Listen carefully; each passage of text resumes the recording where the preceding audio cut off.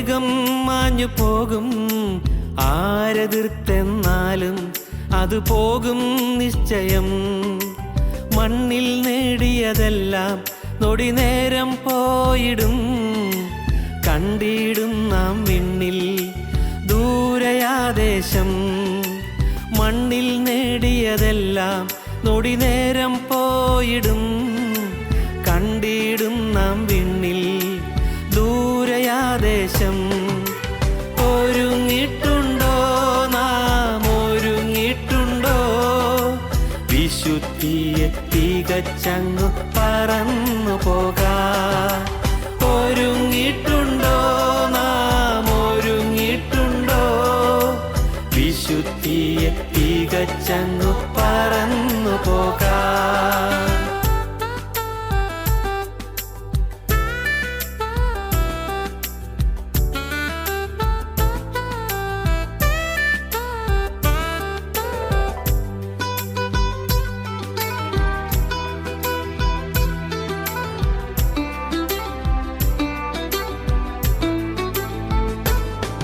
ധനസുഖമാനങ്ങളെല്ലാം താൽക്കാലികമെന്നതാൽ കാലങ്ങളായി നാം നേടും. നിമിഷങ്ങളിൽ അത് പോകും. മണ്ണിൽ ജീവിതമെന്നാൽ ലാഭം 6 അടി മാത്രം. പ്രാണൻ ക്രിസ്തുവിലെന്നാൽ മൺകൂടൊഴിയുന്നതു ലാഭം. മണ്ണിൽ ജീവിതമെന്നാൽ ലാഭം 6 അടി മാത്രം. പ്രാണൻ ക്രിസ്തുവിലെന്നാൽ മൺകൂടൊഴിയുന്നതു ലാഭം. ഒരുങ്ങിട്ടുണ്ടോ നാം, ഒരുങ്ങിട്ടുണ്ടോ? വിശുദ്ധിയെ തികച്ചങ്ങു പറന്നു പോകാൻ. ഒരുങ്ങിട്ടുണ്ടോ നാം, ഒരുങ്ങിട്ടുണ്ടോ? വിശുദ്ധിയെ തികച്ചങ്ങു പറന്നു പോകാൻ.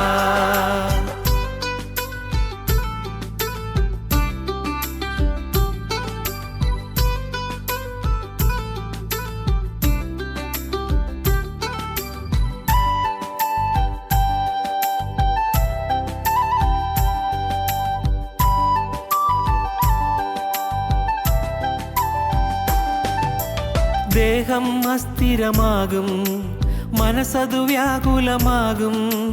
കണ്ടവരെല്ലാം പിരിയും, തുണയായി നിന്നവർ മാറും. ഏകാന്തതയില്ലെന്നാൽ നാം നേടിയതെന്തെന്നറിയും. ക്രിസ്തുവിലാശ്രയമെന്നാൽ അതുമാത്രം ലാഭമാകും. ഏകാന്തതയില്ലെന്നാൽ നാം നേടിയതെന്തെന്നറിയും. ക്രിസ്തുവിലാശ്രയമെന്നാൽ അതുമാത്രം ലാഭമാകും. ഒരുങ്ങിട്ടുണ്ടോ നാം, ഒരുങ്ങിട്ടുണ്ടോ? വിശുദ്ധിയെ തികച്ചങ്ങു പറന്നു പോകാൻ. ഒരുങ്ങിട്ടുണ്ടോ നാം, ഒരുങ്ങിട്ടുണ്ടോ? വിശുദ്ധിയെ തികച്ചങ്ങു പറന്നു പോകാൻ.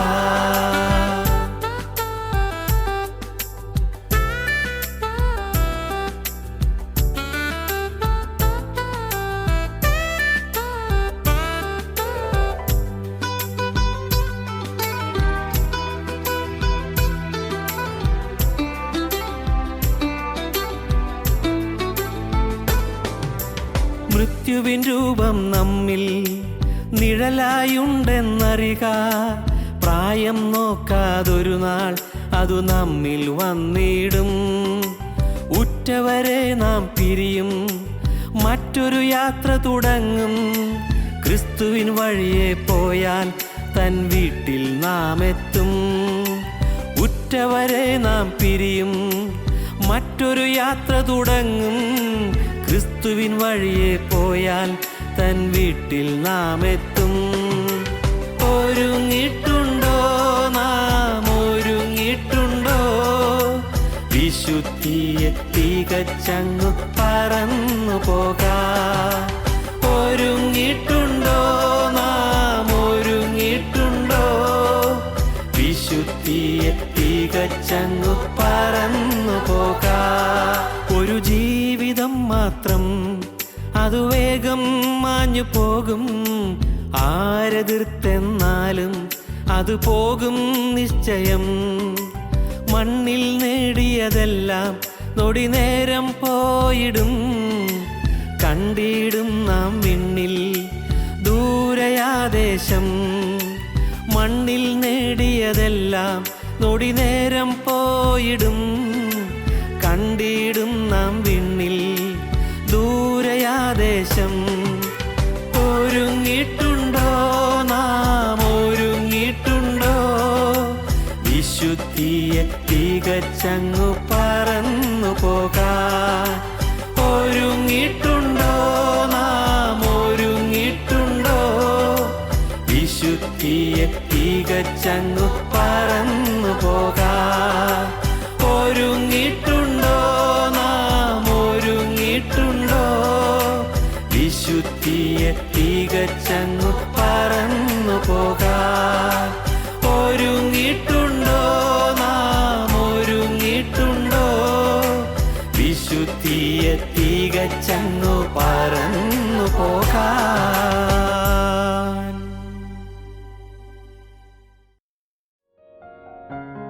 ഞങ്ങളും ക്രൂശിക്കപ്പെട്ട ക്രിസ്തുവിനെ പ്രസംഗിക്കുന്നു.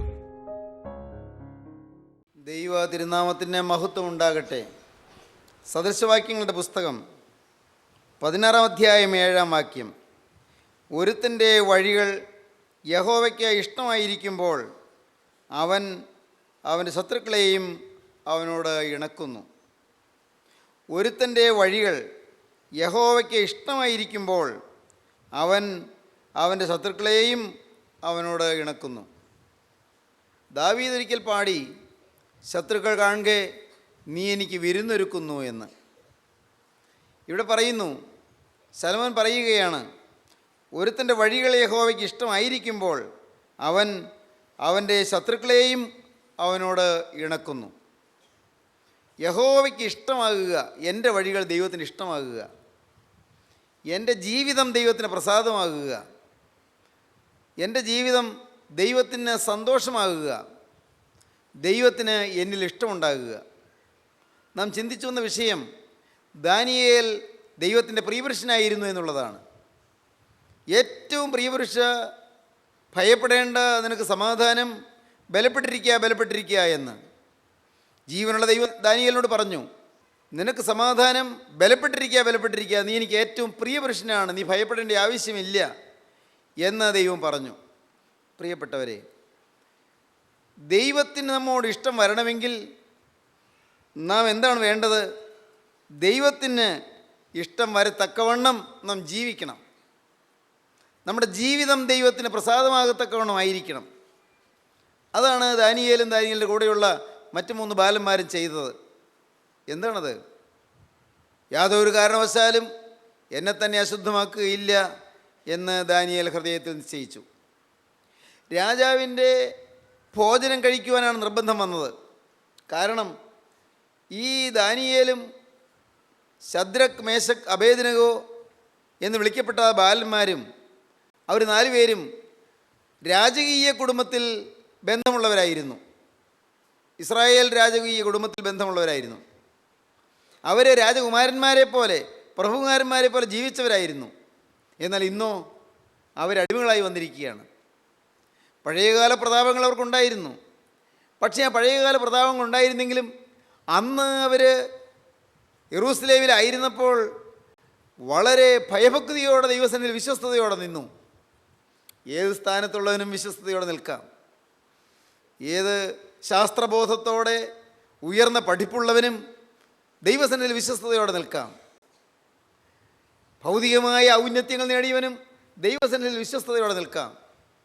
ഭൗതികമായ വലിയ ഡിഗ്രികൾ കരസ്ഥമാക്കിയവനും ദൈവസന്നിധിയിൽ വിശ്വസ്തയോടെ നിൽക്കാം. ദൈവത്തിന് സ്തോത്രം. പ്രിയപ്പെട്ടവരെ, ആ യുവാക്കന്മാർ സ്വന്തം നാട്ടിലായിരുന്നപ്പോൾ ദൈവഭക്തിയോടും ദൈവഭയത്തോടും കൂടി ജീവിച്ചു. ഇന്ന് ഈ വാക്കുകളെ കേൾക്കുന്ന നിങ്ങൾ അനേകം പേര്, ചിലർ സ്വദേശത്ത് നിന്ന് മാറി കൂട്ടായ്മയൊന്നുമില്ലാത്ത സ്ഥലങ്ങളിൽ പാർക്കുന്നവരുണ്ട്. കൂട്ടായ്മയിൽ ഒന്ന് കൂടാൻ സാധിക്കുന്ന ഒരനുഗ്രഹീതമായ കൂട്ടായ്മയില്ലാത്ത ദേശങ്ങളിലുള്ള ആ സാഹചര്യത്തിൽ കഴിയുന്നവരുണ്ട്. സത്യവചനമില്ലാത്ത കൂട്ടായ്മകൾ, ജീവൻ്റെ വചനമില്ലാത്ത കൂട്ടായ്മകൾ, പേരിന് കൂട്ടായ്മകൾ കാണും, ചില സ്വന്തം താല്പര്യങ്ങൾ സംരക്ഷിക്കുവാനോ സ്വന്തം വ്യക്തിഗതമായ ഇഷ്ടങ്ങൾ നിവർത്തിക്കുവാനോ ഉള്ളതായ കൂട്ടായ്മകൾ. ഏതെങ്കിലും ദേശത്തുള്ളവരെ കുറ്റം പറയാനല്ല പറയുന്നത്. അനേക സ്ഥലങ്ങളിലും വലിയ ശുശ്രൂഷകൾ നടക്കുന്നു, വലിയ വേലകൾ നടക്കുന്നു. ജീവിതത്തിൽ കൊള്ളരുതായ്മകൾ വിടാതെ പാവപ്പെട്ട ജനത്തെ കബളിപ്പിക്കുന്ന അനേകം ശുശ്രൂഷകളെല്ലാം നടക്കുന്നു. ഒന്നുകിൽ പൈസ ഉണ്ടാക്കുക, അതല്ലെങ്കിൽ ജീവിതത്തിലെ വഴിവെഴുപ്പുകൾ മറച്ചു വയ്ക്കാനുള്ളതായ വഴി തേടുക എന്നിങ്ങനെയുള്ളതായ പല പല ഉദ്ദേശങ്ങൾ കൊണ്ട് നടത്തുന്നതായ അനേക കൂട്ടായ്മകൾ. പ്രിയപ്പെട്ടവരെ, എങ്ങനെയോ ഒരു നല്ല കൂട്ടായ്മയില്ലാത്ത സ്ഥലത്ത് നിങ്ങൾ ചെന്ന് വിട്ടു എന്ന് വരാം. അപ്പോഴും എന്താ വേണ്ടത്? ദൈവം എന്നെ കാണുന്നു. ഞാൻ ലോകത്തിൻ്റെ ഏത് മുക്കിൽ പോയി പാർത്താലും ആരും എന്നെ കാണുന്നില്ലെങ്കിലും എൻ്റെ വീട്ടിലുള്ളവരോ എൻ്റെ അപ്പനോ അമ്മയോ എൻ്റെ സഹോദരങ്ങളോ എൻ്റെ നാട്ടുകാരോ കൂട്ടായ്മയുള്ള ദൈവമക്കളോ ആരും എന്നെ കാണുന്നില്ലെങ്കിലും നാഥ, ഞാൻ അവിടെ വിശ്വസ്തയോടെ നിൽക്കും. ആ സാഹചര്യത്തിൽ ഞാൻ വിശുദ്ധനായി നിൽക്കും. അവിടെയും യാതൊരു കാരണവശാലും എന്നെ തന്നെ ഞാൻ അശുദ്ധമാക്കാതെ നിൽക്കും. ദൈവത്തിന് സ്തോത്രം. ഹോസ്റ്റലുകളിൽ പോയി പാർക്കുന്നവരുണ്ട്. നമ്മുടെ കേരളത്തിൽ നിന്ന് അങ്ങ് കേരളത്തിന് വെളിയിലുള്ളതായ ഹോസ്റ്റലുകളിൽ പോയി പാർക്കുന്നവരുണ്ട്. കേരളത്തിൽ തന്നെയുള്ളതായ ഹോസ്റ്റലുകളിൽ പോയി പാർക്കുന്നവരുണ്ട്. എന്തെല്ലാം വൃത്തികേടുകളാണ് ഹോസ്റ്റലുകളിൽ നടക്കുന്നത്, കോളേജുകളിൽ നടക്കുന്നത്, പ്രൊഫഷണൽ കോളേജുകളിൽ നടക്കുന്നത്. പുറത്ത് പറയാൻ അറയ്ക്കുന്നതായ കാര്യങ്ങൾ നടക്കുന്നില്ലേ? ഇവിടെ ഇരിക്കുന്ന യുവാക്കന്മാർക്ക് അനേകം പേർക്കറിയാം. ഒരുപക്ഷെ എന്നേക്കാൾ കൂടുതൽ പറയാൻ അവർക്കറിയാം. എന്നേക്കാൾ കൂടുതൽ അങ്ങനെയുള്ള കാര്യങ്ങളെക്കുറിച്ചുള്ളതായ വിവരം അവർക്കുണ്ട്. പ്രിയപ്പെട്ടവരെ, ഞാൻ പറയട്ടെ, എത്രയോ ഹീനമായ ജീവിതം മദ്യപിച്ച് ലക്കില്ലാതെ നടക്കുകയും കൊള്ളരുതാത്ത കൂട്ടുകെട്ടിൽ മുഴുകി ഈ ജീവിതം എല്ലാം നശിപ്പിച്ച് കളയുകയും ചെയ്യുന്ന എത്രയോ യുവാക്കന്മാർ. ദൈവത്തിന് സ്തോത്രം. റാഗിങ്, ജൂനിയർ സ്റ്റുഡൻസിനെ കഠിനമായി പീഡിപ്പിക്കുക, പൈസ കൊണ്ടുവരൂ എന്ന് പറഞ്ഞവരെ കൊണ്ട് പൈസ കൊണ്ടുവരിച്ച് മദ്യപിച്ച് കൂത്താടുക. അല്ല, പൈസ കൊണ്ടുവന്നില്ലെങ്കിൽ അവർ പറയുന്നതൊക്കെ അനുസരിച്ചില്ലെങ്കിൽ അവരെ കഠിനമായി മർദ്ദിക്കുക. പ്രിയപ്പെട്ടവരെ, എന്തെല്ലാം കൂത്തുകളും കൊള്ളരുതായ്മകളുമാണ് ഇന്ന് നടക്കുന്നത്. ഓർക്കുക, എല്ലാം നടക്കുന്നത് എന്തുകൊണ്ടാണെന്ന് അറിയാമോ? ഇതിനെല്ലാം ഒരു ശിക്ഷയുണ്ട് എനിക്ക് എന്നറിയാൻ വയ്യാത്തത് കൊണ്ട്. ഞാനും എൻ്റെ തലമുറയും എൻ്റെ ഭാവികാല തലമുറയും ഇതിന് ശിക്ഷ അനുഭവിക്കേണ്ടി വരുമല്ലോ എന്നറിയാത്തത് കൊണ്ട്, ഈ ഭൂമിയിൽ വെച്ച് തന്നെ ശിക്ഷ അനുഭവിക്കേണ്ടി വരുമെന്ന് ഗ്രഹിക്കാത്തത് കൊണ്ട്, പ്രിയപ്പെട്ടവരെ, ഒരു കാലത്ത് സ്വസ്ഥത കിട്ടുകയില്ല എന്ന് ഞാൻ പറയട്ടെ. പൈസ ഉണ്ടായിന്ന് വരും, വലിയ സ്ഥാനങ്ങളിലെത്തിയെന്ന് വരും, നല്ല ശമ്പളം കിട്ടിയെന്ന് വരും. ശരി, പക്ഷേ മോനെ, നിനക്ക് കുടുംബത്തിൽ സമാധാനം കിട്ടുകയില്ല. മോളെ, നിനക്ക് കുടുംബത്തിൽ സമാധാനം കിട്ടുകയില്ല. നീ അങ്ങോട്ടേ മറ്റുള്ളവർക്ക് കൊടുത്തതായ ദുരിതത്തിൻ്റെ ഒരു വലിയ അംശം, അല്ലെങ്കിൽ അതിൽ കൂടുതലും നീ പിൽക്കാലത്ത് അനുഭവിക്കേണ്ടി വരും. പ്രിയപ്പെട്ടവരെ, നിങ്ങൾ വിശ്വസിക്കൂ, ദൈവത്തിൻ്റെ വചനത്തിൻ്റെ അടിസ്ഥാനത്തിലാണിത് പറയുന്നത്.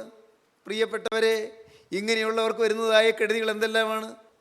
എൻ്റെ വാക്കുകളെ കേൾക്കുന്ന ചിലരെങ്കിലും ഇപ്പോൾ തിരിഞ്ഞു നിന്ന് ഓർക്കുന്നുണ്ടാകും, വേണ്ടായിരുന്നു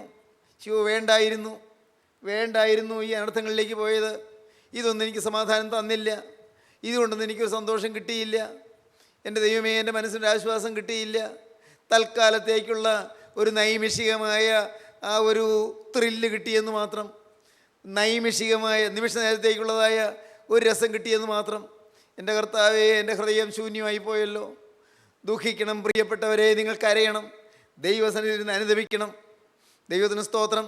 ഈ ചെറുപ്പക്കാർ ദാനിയേലും ശദ്രക്ക്, മേശക്ക്, അബേദ്നെഗോ എന്ന യുവാക്കന്മാരും അവർ ദൈവത്തെ ഭയന്ന് ജീവിച്ചു. ഒരു ദൈവമുണ്ടെന്ന് ഭയന്ന് ജീവിച്ചു. അവർ സ്വന്തം നാട്ടിൽ എങ്ങനെ ജീവിച്ചോ അതുപോലെ തന്നെ ദൈവഭയത്തോടെ അവർ ബാബിലോണിയയിൽ വന്ന് താമസിച്ചു, ജീവിച്ചു. രാജാവിൻ്റെ ഭോജനം കഴിക്കുകയില്ല എന്നവർ തീരുമാനിച്ചു. രാജാവിൻ്റെ ഭോജനം കഴിക്കുക നിർബന്ധമാണ്. കാരണം രാജാവിൻ്റെ ഭോജനത്തിനൊരു കുഴപ്പമുണ്ട്. അത് ദേവന്മാർക്ക് അർപ്പണം ചെയ്തതാണ്, ദേവന്മാർക്ക് നിവേദിച്ചതായ ബാബിലോണിയൻ ദേവന്മാർക്ക്, ബാബിലോണിയൻ വിഗ്രഹങ്ങൾക്ക് നിവേദിച്ചതായ ഭക്ഷണം അത് കഴിക്കുക എന്ന് പറയുന്ന അപകടമാണ് എന്ന് ഈ ചെറുപ്പക്കാർക്ക് മനസ്സിലായി. എന്തുണ്ടായി? അവരെ നയിക്കുവാനും നിയന്ത്രിക്കുവാനും ഭരിക്കുവാനുമുള്ള ആ ഉയർന്ന ഉദ്യോഗസ്ഥനോട് പറഞ്ഞു, തനിക്ക് അശുദ്ധി ഭവിക്കാനിട വരുത്തരുതെന്ന് ഷണ്ഡാധിപനോട് അപേക്ഷിച്ചു. അടുത്ത വാക്യം 1 അധ്യായം 9 വാക്യം. ദൈവം ദാനിയേലിന് ഷണ്ഡാധിപൻ്റെ മുമ്പിൽ ദയയും കരുണയും ലഭിപ്പാൻ ഇടവരുത്തി. ആ പുറജാതി മനുഷ്യൻ്റെ ഉള്ളിൽ ദാനിയേലിനോട് ദയുണ്ടാകാൻ ദൈവം ഇടവരുത്തി. അതാണ് നാം സദൃശവാക്യങ്ങളിൽ വായിച്ചത്. എന്താണ്? ഒരുത്തൻ്റെ വഴികൾ യഹോവയ്ക്ക് ഇഷ്ടമായിരിക്കുമ്പോൾ അവൻ അവൻ്റെ ശത്രുക്കളെയും അവനോട് ഇണക്കുന്നു. പ്രതികൂലമായ സാഹചര്യങ്ങൾ ദൈവം ഇടപെട്ട് നമുക്ക് അനുകൂലമാക്കി തരും. നമുക്ക് ശത്രുത്വത്തോടെ നമ്മെ എതിർക്കാൻ വരുന്നവർ, അവരുടെ ചിന്താഗതികൾ മാറുകയും തക്ക സമയത്ത് ദൈവം അവരെ നമുക്ക് അനുകൂലമാക്കുകയും ചെയ്യും. നമ്മെ ഉപദ്രവിക്കാൻ കച്ചകെട്ടി വരുന്നവർ, അവർ ദൈവത്തിൻ്റെ അത്ഭുത കൃപ അവരിൽ വ്യാപരിച്ച് അവരെ ദൈവം തടുക്കുകയും നമുക്ക് ദൈവം സംരക്ഷണം തരികയും ചെയ്യും. ദൈവത്തിന് സ്തോത്രം. ദൈവത്തിൻ്റെ വലിയ നാമം മഹത്വപ്പെടട്ടെ. സഹോദരങ്ങളെ, നിങ്ങൾക്ക് താല്പര്യമുണ്ടോ ഈ വിശുദ്ധ ജീവിതത്തിന്, ദൈവത്തോട് ചേർന്നുള്ള ജീവിതത്തിന്? നിങ്ങൾക്ക് ആഗ്രഹമുണ്ടോ? ഇത് കേൾക്കുമ്പോൾ നിങ്ങൾ കോൾമേർ കൊണ്ടുകൊണ്ട് ചിന്തിക്കണം, രോമാഞ്ചം അണിഞ്ഞുകൊണ്ട് ചിന്തിക്കണം. എൻ്റെ കർത്താവേ, എൻ്റെ ജീവിതത്തിൽ ദൈവികമായ സംരക്ഷണം എനിക്കെപ്പോഴും തരണമേ. അശുദ്ധി വരാതെ ഒരു സാഹചര്യത്തിൽ നിൽപ്പാൻ എനിക്ക് നീ കൃപ തരണമേ.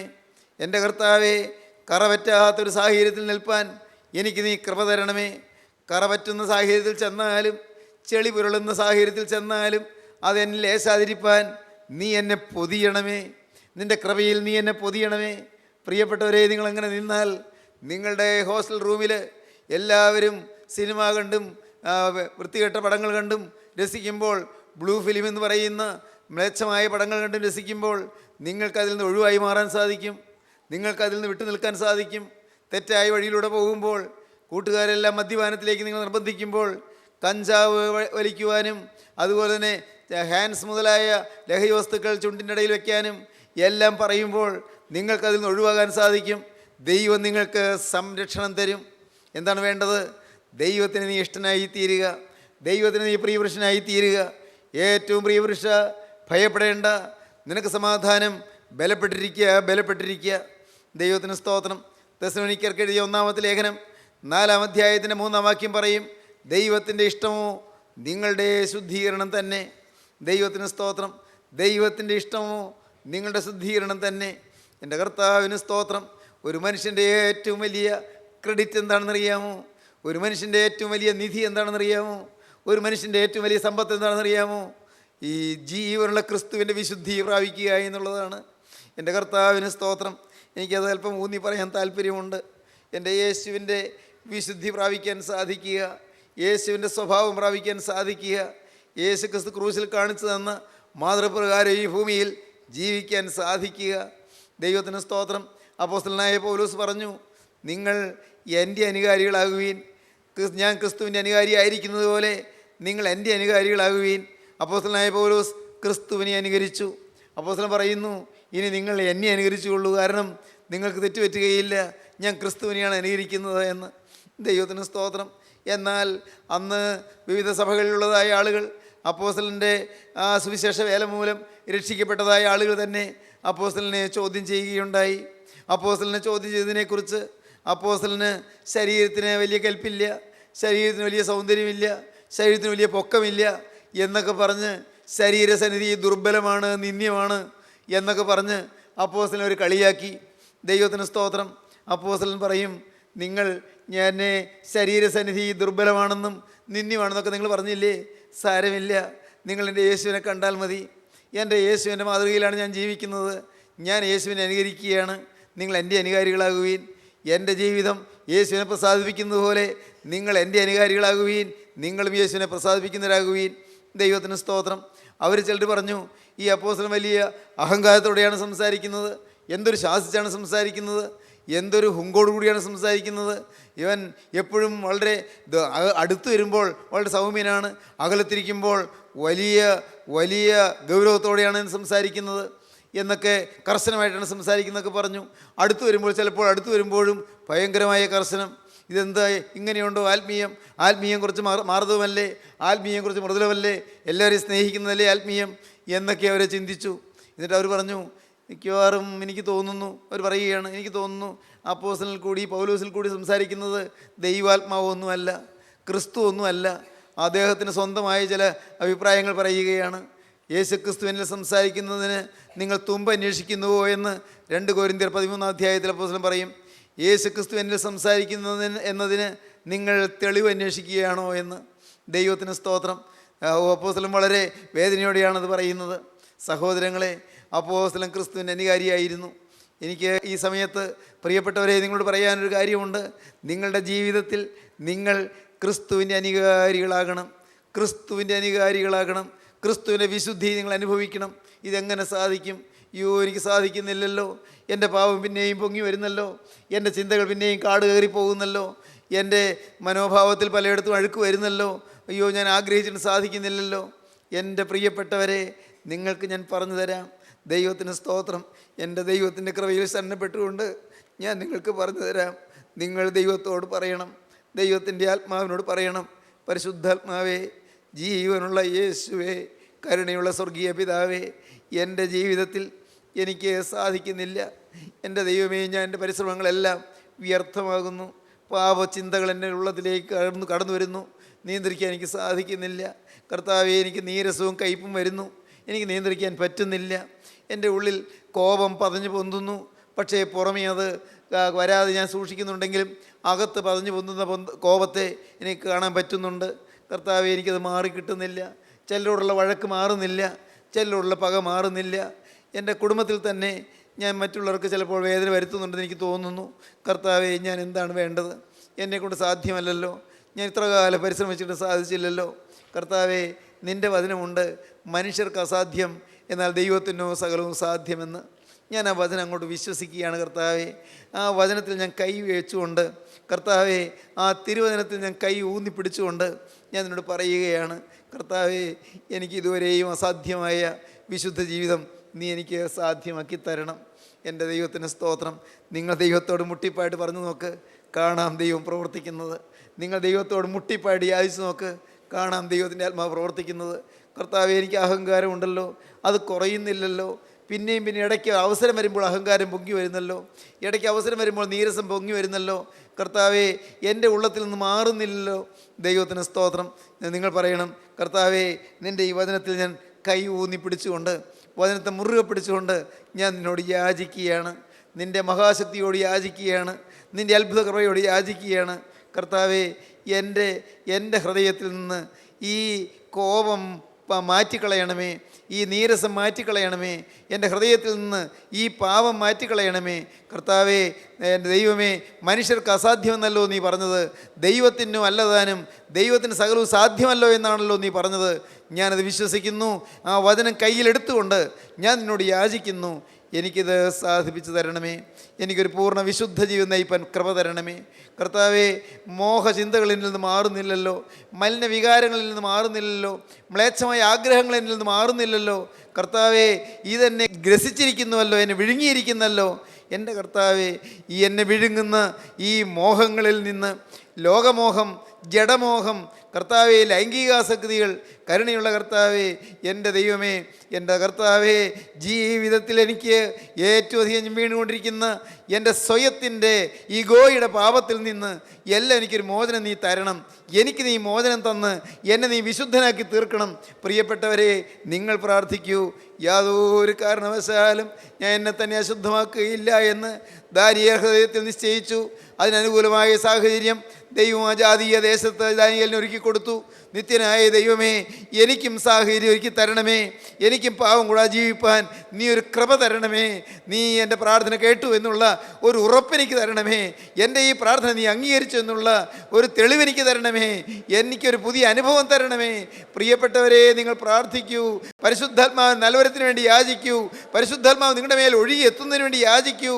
പരിശുദ്ധാത്മാവിൻ്റെ കൃപയുടെ വ്യാപാരം നിങ്ങളുടെ മേൽ ഇന്ന് ഇറങ്ങുന്നതിന് വേണ്ടി നിങ്ങൾ യാചിക്കൂ. പരിശുദ്ധാത്മ വ്യാപാരം ഇറങ്ങട്ടെ. പരിശുദ്ധാത്മ ശക്തി ഇറങ്ങട്ടെ. പരിശുദ്ധാത്മ ശക്തി നിങ്ങളിലേക്ക് പ്രവഹിക്കട്ടെ. ആത്മപ്രവാഹത്തിൽ നിങ്ങളുടെ പഴയ പാപങ്ങളെല്ലാം മാറട്ടെ. പാപചിന്തകൾ മാറട്ടെ. പാപത്തിൻ്റെ ദുരാഗ്രഹങ്ങൾ മാറട്ടെ. പാപത്തിൻ്റെ മലിന വികാരങ്ങൾ മാറട്ടെ. പാപത്തിൻ്റെ എല്ലാ ഹീനതകളും മാറട്ടെ. എല്ലാ മ്ലേച്ഛതകളും മാറട്ടെ. യാതൊരു കാരണവശാലും ഞാൻ എന്നെ തന്നെ അശുദ്ധമാക്കുകയില്ല എന്ന് ദാനിയേൽ ഹൃദയത്തിൽ നിശ്ചയിച്ചതുപോലെ, ദാദാ, ഞാനിപ്പോൾ ഹൃദയത്തിൽ തീരുമാനമെടുക്കുന്നു. നൽകുന്നു. മേലിൽ ഈ നിമിഷം മുതൽ യാതൊരു കാരണവശാലും ഞാൻ എന്നെ തന്നെ അശുദ്ധമാക്കുകയില്ല. എനിക്ക് വേണ്ടി ക്രൂസിൽ വെച്ച രക്ഷക, എനിക്ക് വേണ്ടി കുറ്റമില്ലാത്ത രക്തം ചിന്തിയ രക്ഷക, എനിക്ക് വേണ്ടി ക്രൂസിൽ തിരക്തം ചിന്തിയ കർത്താവായ യേശുവേ, നിന്റെ രക്തത്തിന്റെ അത്ഭുത ശക്തിയാൽ, നിന്റെ പുണ്യാഹ രക്തത്തിന്റെ അത്ഭുത ശക്തിയാൽ, നിന്റെ ജയമുള്ള സ്ലീബായുടെ അടയാളത്താൽ എനിക്ക് നീ മോചനം തരണമേ. യേശുവിന്റെ നാമത്തിൽ എനിക്ക് മോചനം തരണമേ. യേശുവിന്റെ നാമത്തിൽ ശത്രുവിനെ മാറ്റണമേ. യേശുവിന്റെ നാമത്തിൽ ദുരാഗ്രഹങ്ങൾ മാറ്റണമേ. യേശുവിന്റെ നാമത്തിൽ ദുർബാധകൾ മാറ്റണമേ. യേശുവിന്റെ നാമത്തിൽ അത്ഭുതം നടത്തണമേ. നമുക്ക് പ്രാർത്ഥിക്കാം, നമുക്ക് സമർപ്പിക്കാം, നമ്മെ തന്നെ പരമേൽപ്പിക്കാം. കരുണയുള്ള കർത്താവേ, ഈ സമയത്തിനായി ഞങ്ങൾ നിന്നെ സ്തുതിക്കുന്നു.